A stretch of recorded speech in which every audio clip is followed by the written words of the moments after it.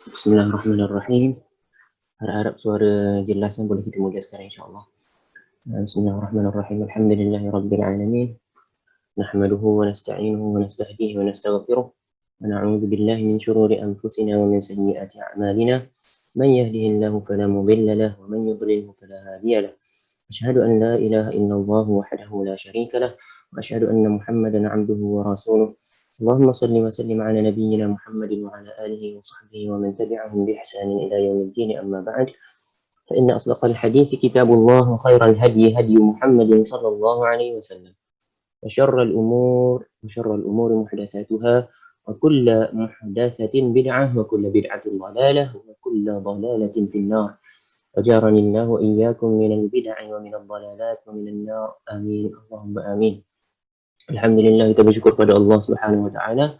Hari ini dapat kita sama-sama sekali lagi untuk menyambung, sama-sama berkumpul di medan online ini untuk menyambung kembali pembelajaran kita dalam kitab hadis Bulughul Maram. Kita sama-sama share apa yang kita ada dari ilmu. Semoga Allah Subhanahu Wa Taala menerima segala usaha yang kita laksanakan untuk mempraktikkan sunnah yang sebenar pada diri kita dan juga untuk menyampaikan kepada orang lain di sekeliling kita insya-Allah. Jadi alhamdulillah, sebelum kita mula, akak-akak boleh buat saya makanlah pada akak-akak abang-abang pada hadis mana. Hadis sebelum ni boleh buat rujukan, boleh buat saya makan sendiri, ulang kaji sendiri dulu. Hadis mana yang kita berhenti pada minggu lepas. Okey. Kemudian sambil-sambil tu puan akan puan tengoknya. Boleh nampak tak chat box ni dekat skrin? Kita tak nampak ni gerakkan ni. Nampak tak chat box? Kita dah ada soalan. Awal pagi dah ada soalan ni. Ikhwan, untuk qada solat witir, if selepas solat subuh terus buat, boleh kan? Ini soalan yang cukup cantik yang kita kata. Kita akan bincangkan cara qada solat witir tu pada minggu lepas, kita cakap akan dibincangkan pada hari ini. Soalan ni cukup cantik dan kita akan baca hadis dulu, kerana melalui hadis itu akan terjawab cara. Saya akan jelaskan bagaimana, apa yang dimaksudkan dengan qada solat witir dan bagaimana Nabi laksanakan qada solat witir tersebut. Okey, harap-harapnya jelas. Itu boleh nampak tak chat box tu? Kita tak nampak. Tak nampak kot, tak apalah. Yang penting insya-Allah kita akan mula sekarang. Hadis yang kita tinggal pada minggu lepas ialah hadis yang bernombor 377 pada kitab Ikhwan, dan pada kitab abang-abang semua, hadis yang kita baca pada minggu lepas yang terakhir sekali,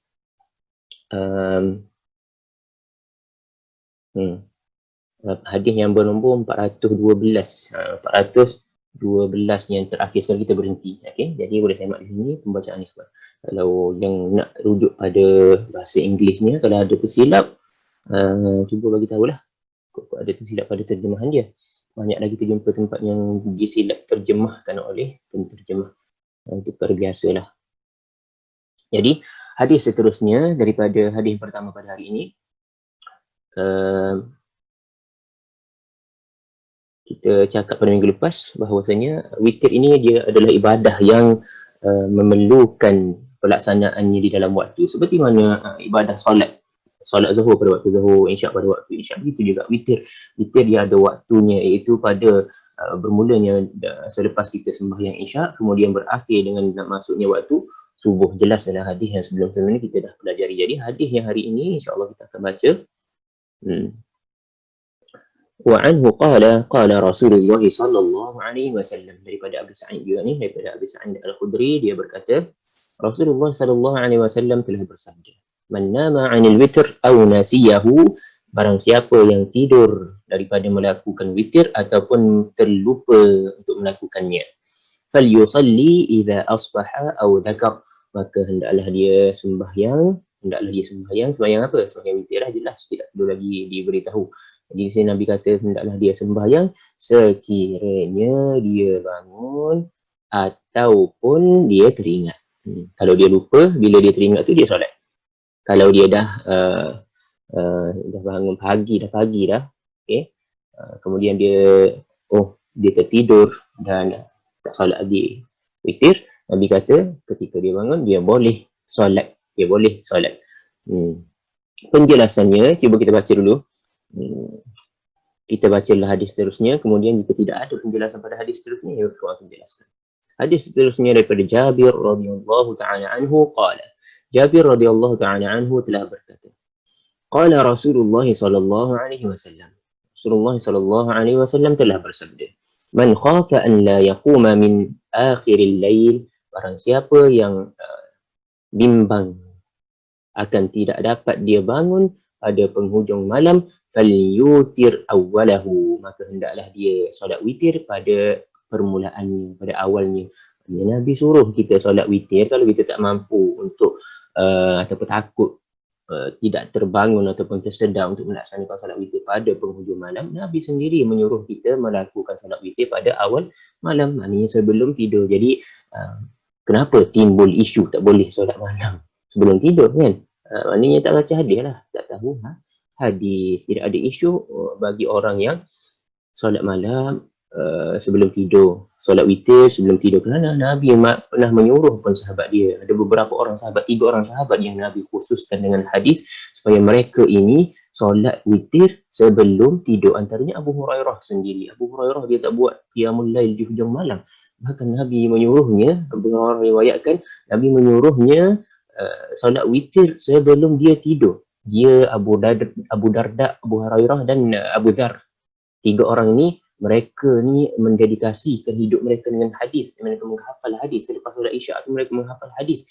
Jadi mereka penat dan mengantuk kerana menuntut ilmu, kerana hadis. Jadi Nabi beri kelonggaran kepada mereka. Mereka ni, Nabi cakap hadis ni supaya mereka laksanakan solat witir sebelum tidur. Jadi kelonggaran tu ada. Islam ni agama yang tidak menyusahkan umatnya. Okey, dia mensyariatkan pensyariatan sesuatu ibadah kena dan sesuai dengan keadaan seseorang, tidak menyusahkan. Dalam Islam ini Nabi menyatakan bahawa sesiapa agama itu mudah. Nabi kata bahawa sesiapa yang menyusahkan agama, pasti dia akan lingkup, dia akan menyusahkan dirinya sendiri sehingga dia tak mampu untuk melaksanakannya. Jadi kita permudahkan apa yang dimudahkan oleh Nabi Muhammad SAW. Permudahkan agama sebagaimana Nabi mudahkan agama Islam itu dimudahkan. Begitu caranya. Wa man tama'a, kita baca hadisnya seterusnya. Jadi Nabi kata sesiapa yang tidak mampu ataupun takut akan tidak mampunya dia bangun pada penghujung malam untuk solat witir, maka witirlah dia di awal malam, kata Nabi. Wa man tami'a an yaquma akhirahu, dan barang siapa yang berazam ataupun ingin, tami'a ni boleh kata tamak tapi ingin sangat lah, itu maksud kataan tamak kan, ingin sangat ataupun berazam sangat hendak bangun di hujung malam dan dia rasa dia mampu, falyutir akhirul lail, maka hendaklah dia berwitir sebab dia nak sangat, dia berazam dia nak bangun hujung malam, maka hendaklah dia laksanakan witir tu di hujung malam, kerana witir dilakukan sebagai penutup segala solat malam di hujung malam. Nabi kata kita lakukan witir, ij'alu akhira salatikum bil laili witra, jadikanlah solat terakhir kamu pada setiap malam sebagai witir, bilangan yang ganjil. Fa inna salata akhiril lail, sesungguhnya sembahyang di hujung malam, kata Nabi, masyhudatun ni witness ataupun disaksikan. Itu makna masyhudah, disaksikan. Wa dzalika afdal. Masyhudah Nabi tak sebut, disaksikan tu disaksikan oleh siapa, Nabi tak sebutkan. Sebab apa? Sebab sudah dah pasti dah siapa yang akan menyaksikan dan siapa yang mampu menyaksikan solat malam kita. Adakah manusia? Tidak, kerana manusia matanya tidur. Manusia tidur pada waktu hujung malam ni. Siapa yang menyaksikan kita? Allah Subhanahu Wa Taala dan juga para malaikat. Kenapa Nabi perlu memberitahu bahawasanya Allah Subhanahu Wa Taala dan malaikat itu menyaksikan solat di hujung malam, sedangkan bukan setakat di hujung malam sahaja, semua solat pun disaksikan, betul tak? Di hujung malam, di awal malam, mereka ni Allah Subhanahu Wa Taala dan para malaikat memang sememangnya menyaksikan ibadah kita, kan? Bahkan mereka sentiasa berada di sisi kita mencatatkan perbuatan baik dan jahat kita. Maknanya apa kepentingan untuk Nabi menyatakan disaksikan solat di hujung malam ni, untuk menyatakan kelebihan solat di hujung malam. Apakah uh, kepentingannya? Kerana solat-solat lain juga disaksikan oleh Allah dan juga para malaikat untuk menyatakan keistimewaan solat di hujung malam. Itu sebabnya untuk menyatakan keistimewaan ini adalah penyaksian yang khusus, bukan penyaksian secara umum seperti mana ibadah-ibadah pada waktu lain, tetapi ibadah pada waktu hujung malam disaksikan dengan penyaksian yang khusus daripada Allah Subhanahu Wa Taala dan para malaikatnya. Itu kelebihan Allah bagi kepada orang yang rela bangun di hujung malam untuk melakukan solat witir dan solat qiyamul lail, menghidupkan malamnya dengan apa juga solat. Dan dijadikan penutup solatnya itu witir. Maupun witir sahaja pun tak apa. Kalau dia bangun di hujung malam, dia solat witir 1 rakaat, lebih baik baginya daripada humurin na'am, kan? Daripada harta yang paling orang Arab sukai, yang paling orang Arab hargai, yang kita orang Melayu kenal sebagai Ferrari. Okey. Harapnya hadis ni dah jelas di sini.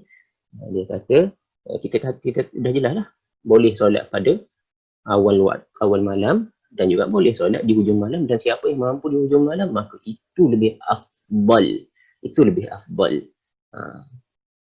Bukan satu-satunya penyebab kenapa di hujung malam tu lebih afdal kerana dia bangun daripada tidur, seperti mana ramai ustaz-ustaz dia cakap kan, sebab orang tidur apa semua. Bukan itu satu-satunya. Kita akan cakap lah nanti, kita akan cakap kenapa penyebab-penyebabnya yang menjadikan afdalnya solat di hujung malam berbanding dengan awal malam. Kita akan cakap nanti, tak apa. Kita kembali pada hadis yang sebelumnya tadi. Cara untuk mengqadha solat subuh. Di sini lah hadis itu Nabi kata, siapa yang lupa ataupun tertidur, maka apabila dia terjaga dan ataupun dia teringat, hendaklah dia solat kembali. Jadi ada soalan daripada peserta kita, ada soalan daripada Cik Ali. Cik Ali cakap, untuk qadha solat witir, if selepas solat subuh terus buat, boleh kan? Ini nak jawab, insyaAllah jawab. Boleh atau tidak? Untuk tahu boleh atau tidak, kita bukan nak bagi tahu boleh atau tidak saja, kita bagi kaedahnya. Kaedahnya, kita kena ikut dalam ibadah kita kena ikut apa yang Nabi Muhammad SAW laksanakan ataupun bagi tahu, arahkan. Kerana ibadah bukan milik kita untuk kita pandai-pandai reka sendiri ataupun keluarkan hukum sendiri. Ibadah adalah tauqifiyah. Ibadah ni dia terhenti. Hukum asalnya adalah haram kecuali jika diajarkan caranya. Jika diberitahu cara pelaksanaannya, maka ia menjadi halal. Jika dihalalkan, maka ia halal. Jika tidak ada pensyariatan penghalalan, maka ia kekal atas hukum asalnya, iaitu ibadah adalah haram. Kerana itulah Allah Subhanahu Wa Taala menurunkan Nabi untuk menghalalkan mana-mana ibadah yang Allah akan terima ganjarannya. Ibadah yang Nabi tidak halalkan, maka Allah tidak akan terima. Kerana itu Allah menghantar Nabi supaya memberitahu dan mengajar kepada kita ibadah mana yang halal untuk kita laksanakan. Jadi di sini untuk tahu boleh ke tak boleh kita buat qadha solat witir selepas subuh terus, seperti mana yang panggil apa ni, diberitahu oleh Cik Ali ni, untuk dia laksanakan selepas subuh terus, boleh ataupun tidak. Untuk mengetahui boleh atau tidak, kita kena rujuk pada pelaksanaan Nabi lah. Adakah Nabi lakukan begitu? Kerana Nabi berlaku pada dia, memang dia kadang-kadang lupa, dan kadang-kadang dia penat dan dia tidur, tak laksanakan solat witir. Ada dalam hadis, nanti kita akan jumpa insyaAllah, kalau kita akan jumpa.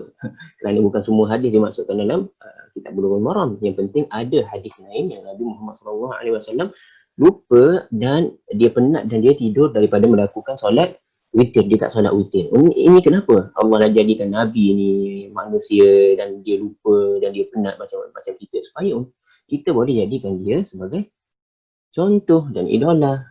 Kan tidak ada alasan lagi lah bagi kita untuk tidak mengikut panduan Nabi Muhammad SAW dan pergi mengikut panduan orang lain. Tidak ada alasan bagi kita. Nabi Muhammad SAW tu adalah panduan kita. Jadi nak tahu boleh ke tak? Tengok ketika mana Nabi Muhammad SAW tertidur dan terlupa, adakah dia qadha selepas subuh dengan cara solat witir seperti mana dia solat witir pada waktu malam? Jawapannya Pada waktu malam kan kita solat witir ganjil lah kan, 3 rakaat, 5 rakaat, 7 rakaat, 9 rakaat, 11 rakaat, 1 rakaat kan. Jadi jawapannya Nabi dia pernah terlupa dan dia pernah tertidur, tetapi dia tidak melaksanakan qada solat witir seperti mana dia solat witir di waktu malam.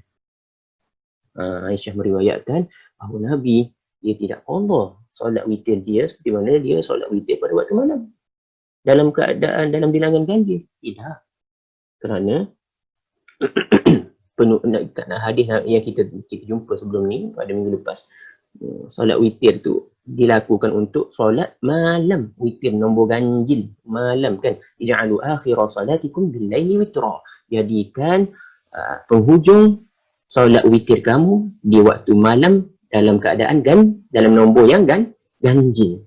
Itu maknanya kena tengok Nabi sebut pada waktu malam. Penghujung solat malam kamu ganjil. Jadi di sini solat pagi, kita solat selepas subuh ni pagi ke malam. Kerana dalam hadis yang seterusnya Nabi sebut dah, siapa yang solat masuk padanya waktu subuh dan dia tidak lagi solat subuh, maka dan dia tidak lagi solat witir, maka tiada witir baginya. Maknanya solat witir tu dah terputus dengan masuknya waktu solat witir telah tamat dengan masuknya waktu subuh. Kan? Jadi tidak boleh lagi kita nak solat witir dengan keadaan solat witir ganjil tu selepas waktu subuh kerana waktunya dah habis. Jadi kalau nak qada, kena ikut cara Nabi lah. Bagaimana Nabi? Aisyah kata, Nabi kalau dia tertidur ataupun dia penat, dia akan solat pada waktu duha. Di sini satu jawapannya. Adakah lepas subuh? Bukan lepas subuh terus, kerana lepas subuh tidak ada solat selepas subuh. Kecuali jika matahari telah naik ke di sebelah timur, mataharinya naik sekadar panjang satu lembing. Maknanya kita masuk waktu duha dalam 15 minit, 20 minit selepas waktu syuruk, barulah kita boleh solat. Okay, jadi solat nak qada, solat witir ni dibuat macam mana? Aisyah kata dia solat pada waktu pagi, pada waktu duha tu dia akan solat duha sebanyak 12 rakaat. Sebanyak berapa rakaat solat duha dia? Ini kalau dia, kenapa dia solat duha ni? Kalau dia terlupa ataupun tertidur daripada solat malam yang kebiasaannya Nabi buat berapa rakaat? Siapa ingat lagi? Yang kebiasaannya Nabi buat solat malamnya 11 rakaat ganjil, 11 rakaat. Jadi jika nak qada, Nabi akan qada 11 rakaat tapi dia tambah satu. Jadi berapa? Jadi 12 rakaat. Kerana witir-witir ni, ganjil-ganjil ni, nombor ganjil-ganjil ni pada waktu malam sahaja. Jika nak diqadakan pada waktu pagi, pada waktu siang, maka perlulah disyafa'kan. Syafa' ni maknanya digenapkan. Genap ke genap? Mana satu?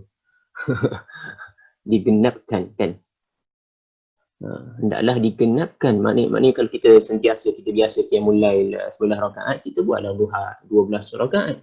Kalau qiyamul lail kita 1 rakaat kan, witir kita 1 rakaat, 5 minit sebelum nak masuk subuh kita buat witir, alhamdulillah lagi bagus daripada yang tak buat langsung kan.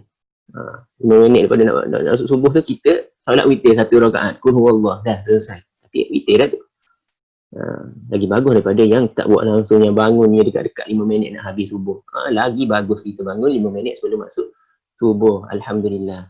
Contohnya macam itulah. Jadi kalau kita biasa buat 1 rakaat pada waktu malam, cara mengqadanya kita solat duha 2 rakaat. Kalau kita biasa buat solat malamnya 3 rakaat witir, kita qada dia pada waktu duha, kita solat duha 4 rakaat. Kalau kita biasa buat 7 rakaat solat witirnya, kita akan qada pada waktu duhanya. Kalau kita tertinggal witirnya, kita qada dengan 8 rakaat. Kalau biasa buat 5 solat witir, kita qada pada waktu duha sebanyak 6 rakaat. Begitulah kalau kita solat 9 witir, kita biasa solat 9 witir, kemudian kita tertinggal, kita qada pada waktu duha dengan solat duha sebanyak 10 rakaat. Begitulah Nabi buat solat duha dia. Dan Nabi buat solat duha tidak setiap hari. Kita jangan salah faham kan. Orang kita ni, dia kadang-kadang tu bagi dia duha ni pintu rezeki, dia kata. Kan, pembuka rezeki. Tak betul. Tak betul. Nabi tak pernah cakap macam tu. Kan. Ini duha lebih pada subuh. Tertinggal subuh tak apa. Asalkan duha tak tinggal. Tak betul. Sebab Nabi kita jumpa nanti hadis seterusnya. Nabi tinggal duha. Sampai ke Aisyah tak pernah tengok Nabi buat duha. Macam mana tu? Kita nak cakap apa yang kita tak pernah tinggal duha tu, balik terus dengan Nabi Muhammad SAW. Walaupun memang solat duha tu sunat lah. Jika betul niatnya. Kena perbetulkan niat kita. Kita beribadah bukan kerana dunia. Kalau beribadah kerana dunia, walaupun ibadah kita tu tepat, tidak diterima Allah. Kerana ibadah perlu ikhlas. Ibadah perlu ikhlas. Bukan kerana mengharapkan habuan tertentu, duit dan sebagainya. Letih sajalah kita. Sia-sialah. Sia-sialah pada orang yang buat duha kerana nak kaya, nak buka pintu rezeki dan sebagainya itu. Tak betul. Ibadah kita, kalau kita ustaz, kita patut mengajak orang supaya ikhlas melakukan ibadat. Jadi kalau ustaz mengajar yang sebaliknya macam tu, tanda tu. Tanda kita hati-hatilah. Okey. Bukan semua ustaz kita boleh pakai. Okey, jadinya harap dah jelas tadi soalan Cik Ali ni. Maka jawapannya terbuat boleh ke tidak? Tidaklah, tak boleh lah. Kerana selepas subuh tidak ada solat, kecuali jika solat tu solat fardu. Kita terlupa solat isyak. Dah solat subuh dah. Kemudian Allah semalam tak ingat solat isyak. Maka di situ juga kita solat isyak. Okey, dan itu adalah qada solat isyak. Maksud qada ni solat di luar waktu, itu maksud perkataan qada.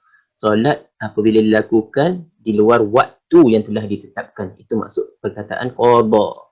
Jadi nak solat isyak selepas subuh, kalau kita terlupa ataupun tertidur, boleh. Kerana disyariatkan solat fardu untuk diqada sekiranya kita ada dua sebab. Nabi sebut sekiranya kamu tertidur ataupun terlupa, maka hendaklah kamu solat ketika mana kamu terjaga dan ataupun teringat. Terjaga dan teringat, dan tidak ada wala kafarata laha illa zalik. Ini hadis Nabi kata, dan tidak ada pengampunan yang lain untuk solat yang kamu lupa dan solat yang kamu tidur tadi daripada melaksanakannya, kecuali melakukan perkara tersebut, iaitu solat ketika terjaga dan solat ketika teringat.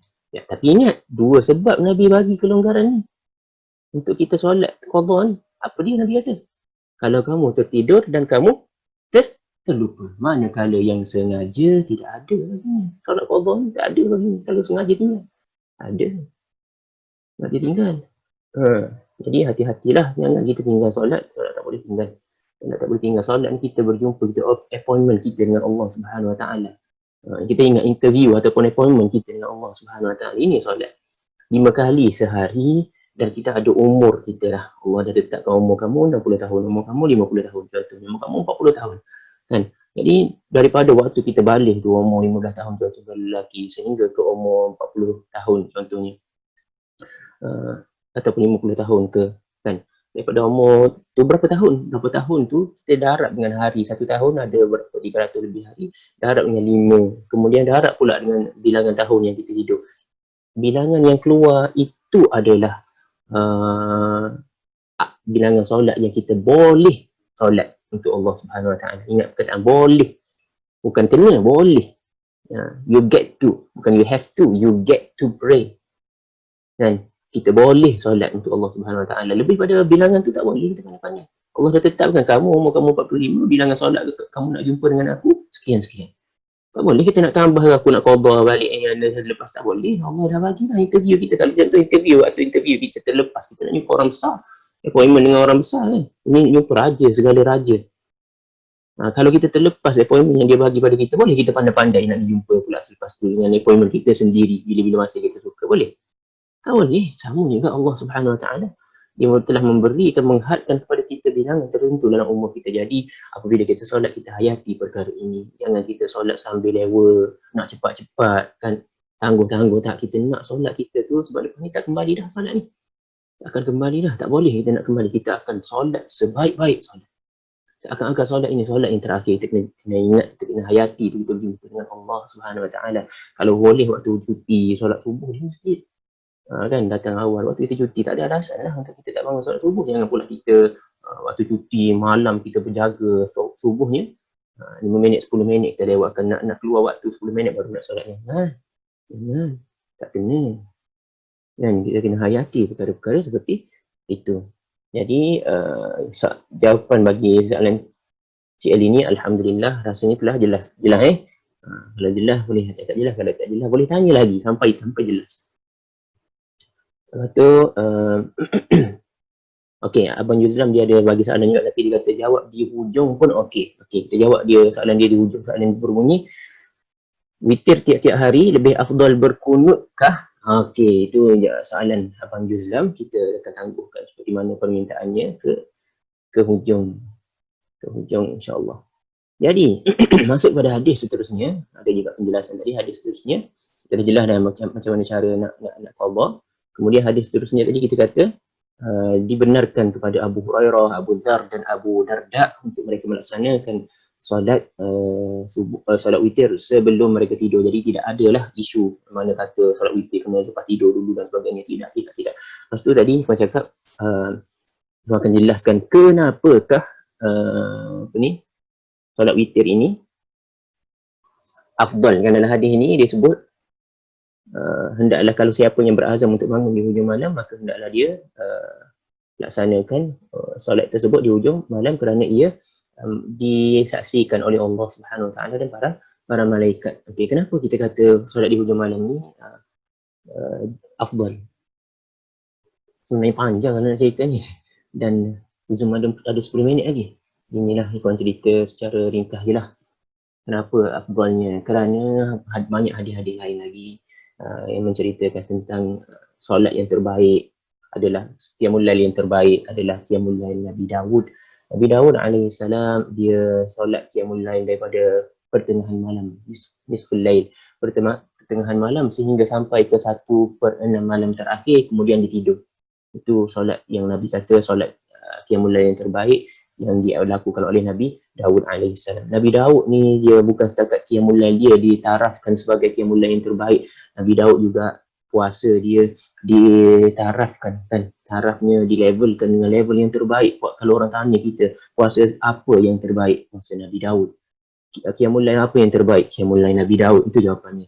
Jadi kalau contoh puasa Nabi Dawud macam mana? Dia puasa sehari, dia rehat sehari. Dia puasa sehari, dia rehat sehari. Itu dia selang-seli setiap tahun. Kita ingat siapa Nabi Dawud ni? Nabi Dawud adalah raja. Dia antara Nabi dan raja pada waktu yang sama.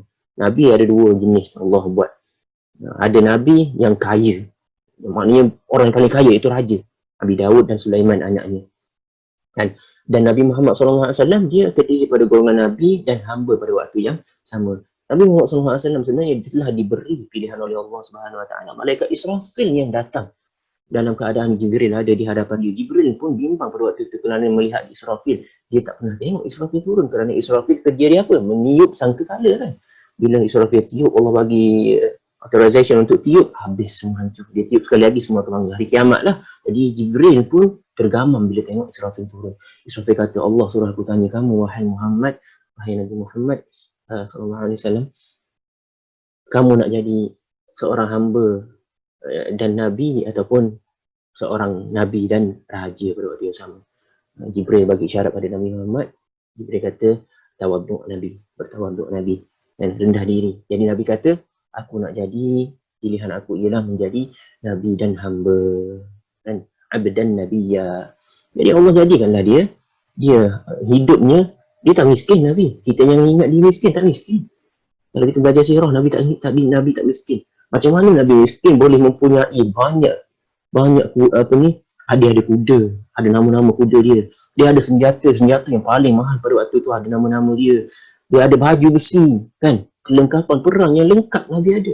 Kemudian dia ada kambing, banyak kambing dia, kan. Dia ada orang jaga harta dia, Bilal penjaga hartanya, kan. Maknanya dia ada duit ni, kan, Nabi ni. Ada duit, dia ada keledai untuk dia buat pergi ke haji, dia ada unta untuk dia pergi hijrah dan sebagainya. Itu banyak ekor unta dia. Kalau kita belajar sirah, ada nama-nama lagi. Sampai nak hafal nama kenderaan dia pun tak boleh. Maknanya kita ni manusia biasa, yang rasa kita kaya, kadang-kadang kereta satu, kan. Sebenarnya Nabi dia bukan miskin seperti mana ramai orang ingat, tetapi jiwanya itu hidupnya sebagai dia hidup dalam keadaan miskin. Dia tak pegang harta dunia tu, tak masuklah hati dia, hanya di tangan dia sahaja. Okey, jadi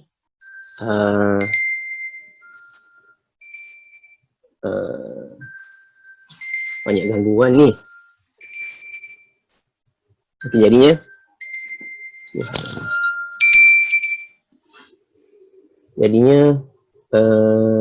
kita cakap tadi apa ni, kelebihan tu kan, kelebihan yang ada pada hujung malam. Jadi kita tahu Nabi Daud alaihissalam, walaupun dia raja, dia qiyamul lail. Dia ingat, walaupun dia duit banyak di kapal semua kan, dia ingat Allah Subhanahu Wa Taala, bahkan qiyamul lail dia yang terbaik.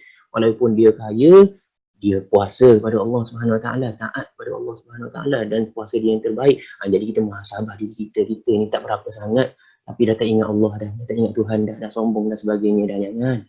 Okey, nak katanya tu je.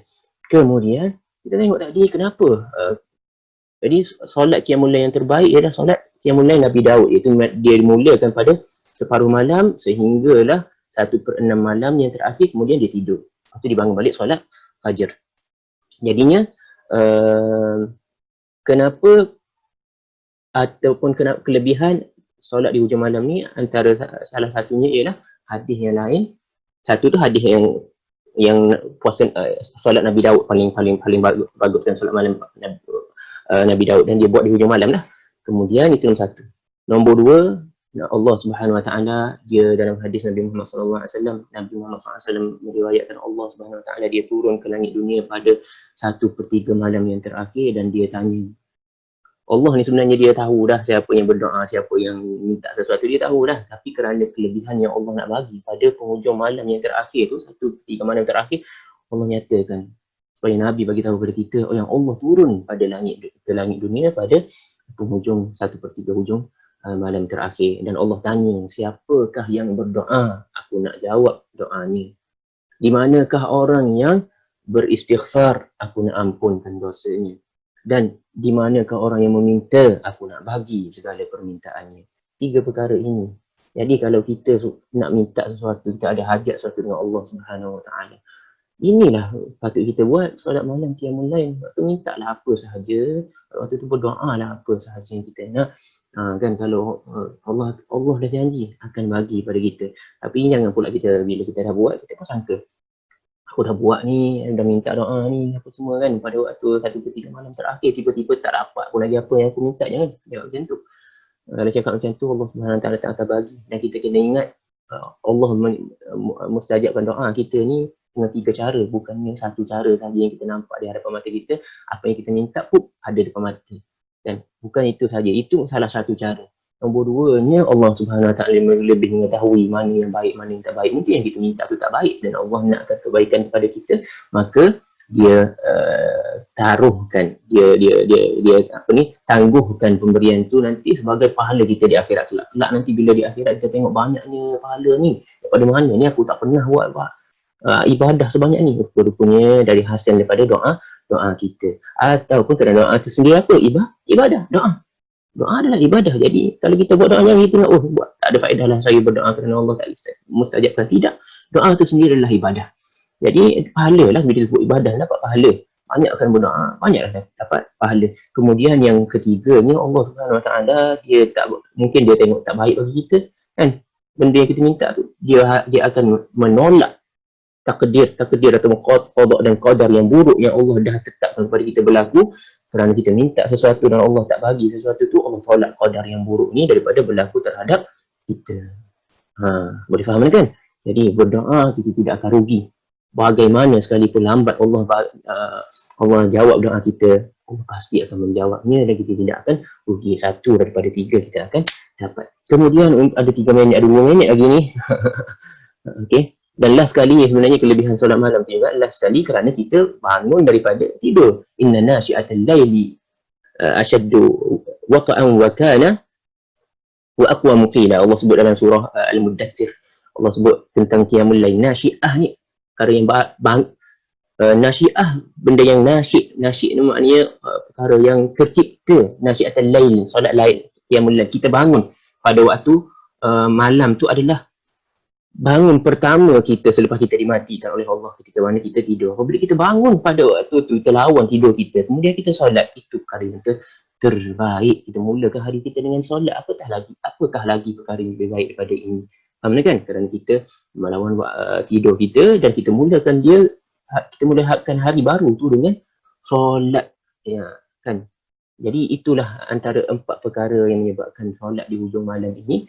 4 perkara yang, dan perkara yang keempat iaitu malaikat juga menjadi penyaksi kita, kerana pada waktu itu mata manusia semua tertutup, tak ada siapa yang dapat tengok kita. Siapa yang jadi penonton kita? Allah dan malaikat. Itu pun tetap kita solat. Di mana kita tak harapkan manusia tengok kita lakukan ibadah, mana kita ikhlas betul-betul kerana Allah Subhanahu Wa Taala. Itulah kelebihan yang ada pada penghujung malam. Jadi harapnya sudah jelas di situ. Banyak soalan ni, subhanallah ni. Inilah ada kurang pada 1 minit ni. Siapa-siapa yang nak dengar jawapan lah kan, siapa-siapa nak dengar jawapan, masuk baliklah ke dalam Zoom ni. Ikhwan akan buat sekali lagi Zoom, kerana ni kita akan hentikan. Dah cukup 40 minit. Kita ni Zoom free, kita guna Zoom free 40 minit je limit je. Jadi siapa yang nak dengar soalan daripada Abang Yuzlam dan Kak Tin nak dengar jawapannya, sila masuk kembalilah. Ikhwan akan stop dulu perkongsian ini. Dan soalan tadi, mana soalan tadi?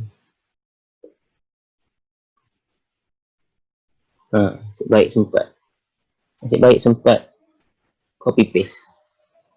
Alhamdulillah. From Abang Yuzlam Hanafi to everyone. Witir tiap-tiap hari lebih afdal berkunut kan? Berkunut huruf ta. Tak huruf ta. Berkunut. Kalau huruf ta tu maksud lain pula, dia berbeza. Yaqnut maknanya putus asa. Yaqnut maknanya taat. Itu maksud doa kunut, doa orang yang taat. Itu mukadimah untuk menjawab soalan Abang Yuzlam ni.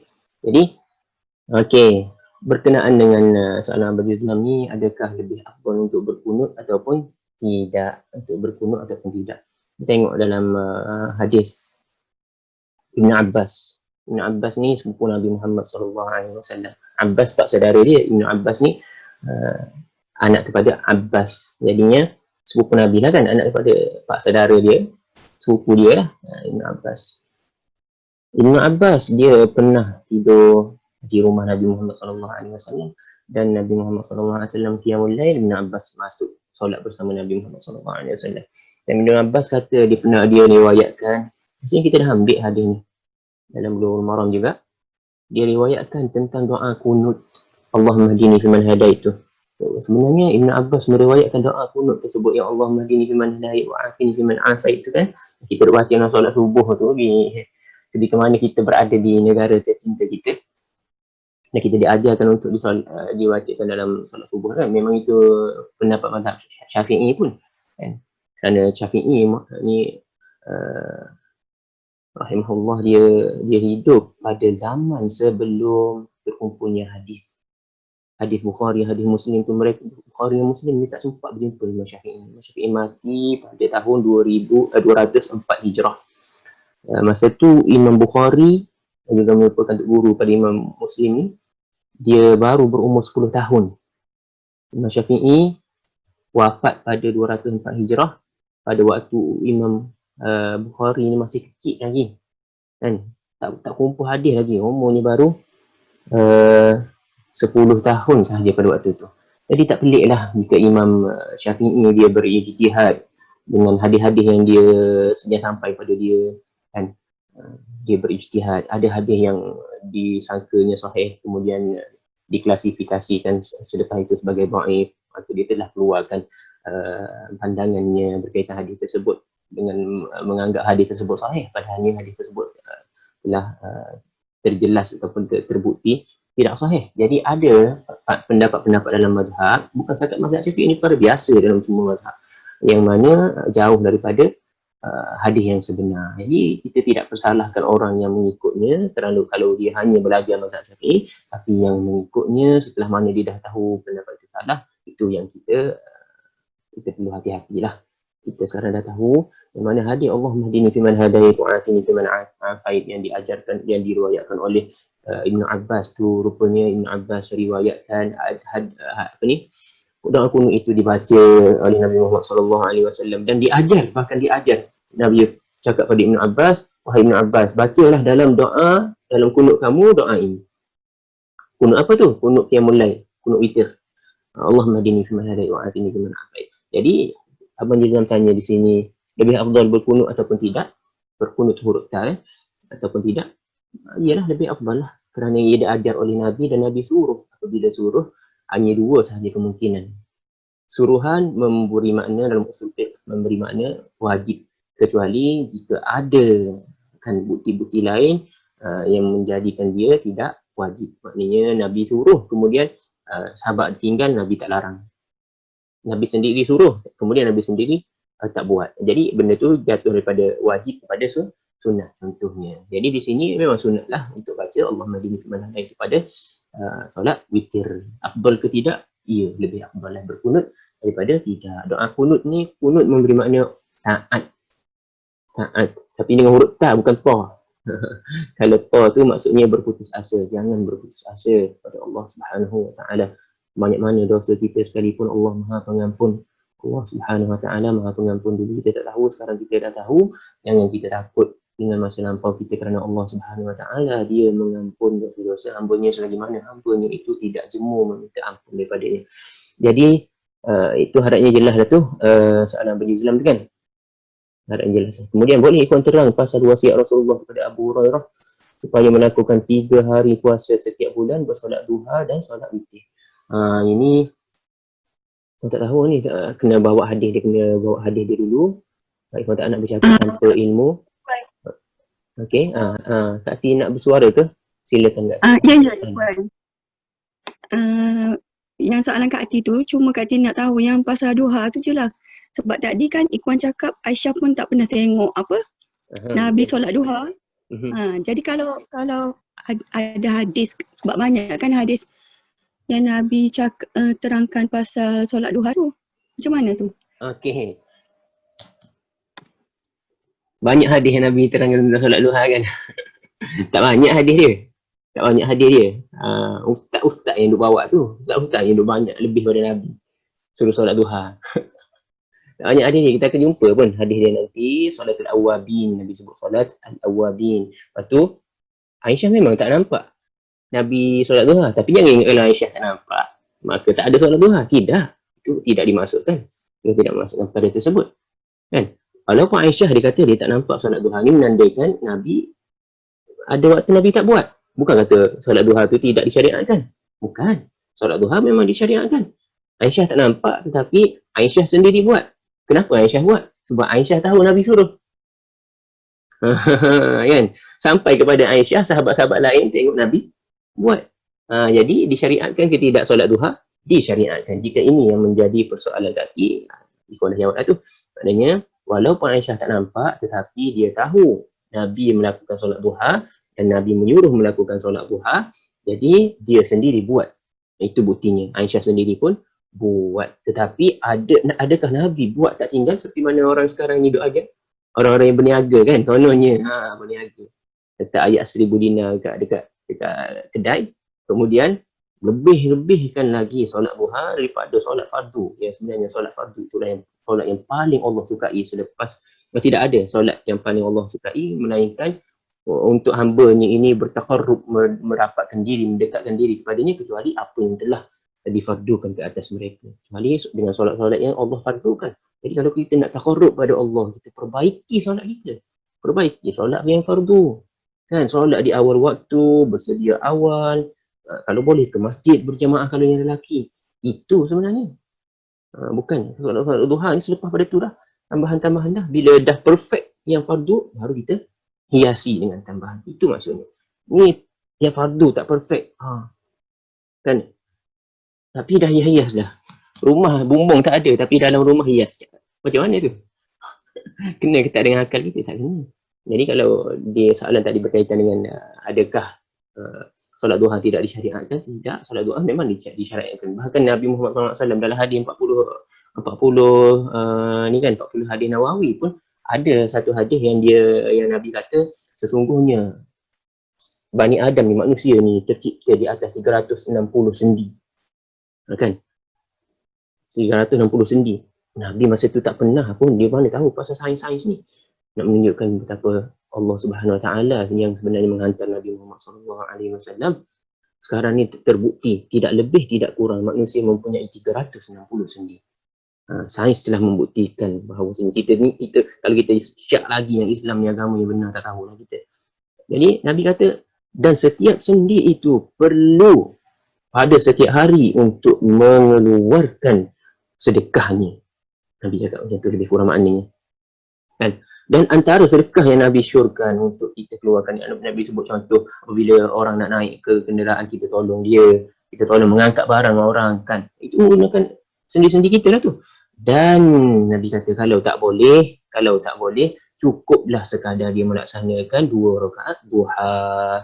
2 rakaat duha ni apa? 2 rakaat solat mutlak yang dilakukan pada waktu duha, ataupun 2 rakaat apa-apa saja. Kalau kita nak istikharah, kita lakukan pada solat duha, itu dah dikira sebagai solat duha. Kalau kita solat lain, tahiyatul masjid, kita masuk dalam masjid, kan, kemudian kita solat tahiyatul masjid, juga dikira solat duha, kerana solat duha ni solat sunat yang dilakukan pada waktu duha.